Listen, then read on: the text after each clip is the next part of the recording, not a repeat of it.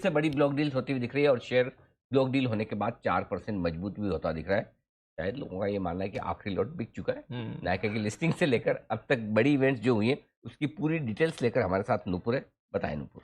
बिल्कुल सर, पिछले साल नवंबर में नायका की लिस्टिंग हुई थी। उसके बाद उसी समय हमने देखा कि लाइफ हाई लेवल भी टच किया था स्टॉक ने, और इस पिछले महीने कंपनी ने जब बोनस अनाउंस किया और एडजस्टमेंट हुआ तो लाइफ लो लेवल पे ये स्टॉक था।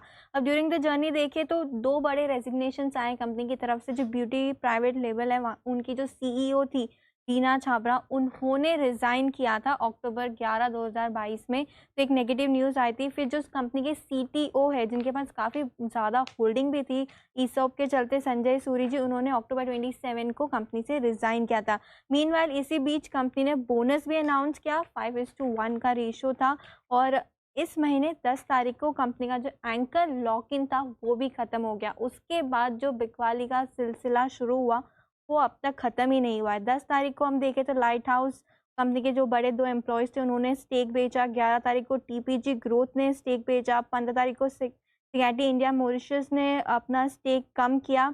और आज भी टीपीजी कैपिटल ने अपनी हिस्सेदारी को घटाया ही है। इंटरेस्टिंग एक ट्रांजैक्शन हुआ था इस बीच में। सिगैटी इंडिया मॉरिशस जो है उन्होंने 172 के भाव पे नवंबर 10 को खरीदारी करी और 15 तारीख को 199 के भाव पे बेच भी दिया। तो काफ़ी बड़ा प्रॉफिट बुक कर लिया इन्होंने तो। लेकिन किसी ने बेचा है तो किसी ने खरीदा भी है।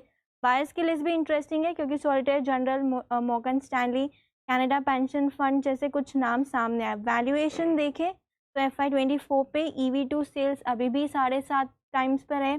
EV2 एबिटा भी देखें तो 125, प्राइस टू अर्निंग देखें तो 200 पे फिलहाल ये स्टॉक है। अब ये सब तो हो चुका है, अब जो होने वाला है वो भी बता देती हूँ। 21 तारीख को कंपनी की पिंक फ्राइडे सेल है जहाँ प्रोडक्ट्स अप टू 50% डिस्काउंट में मिलेंगे। तो शेयर्स बिक चुके हैं और शायद प्रोडक्ट भी बिक ही जाएंगे। प्रोडक्ट्स बिक रहे हैं ज्यादा या शेयर्स बिक रहे हैं ज्यादा इस समय सिचुएशन कैसे? फिलहाल तो शेयर्स ही लग रहे हैं। शेयर्स ज्यादा बिक रहे हैं बट आशु सर के भी रेडार पर है, पहले भी उन्होंने बात करी थी। आशु सर, फाइनली ये शेयर्स बिकवाली बंद होगी या और चलती रहेगी? आज तो खैर थोड़ा बाउंस बैक दिखा रहा है।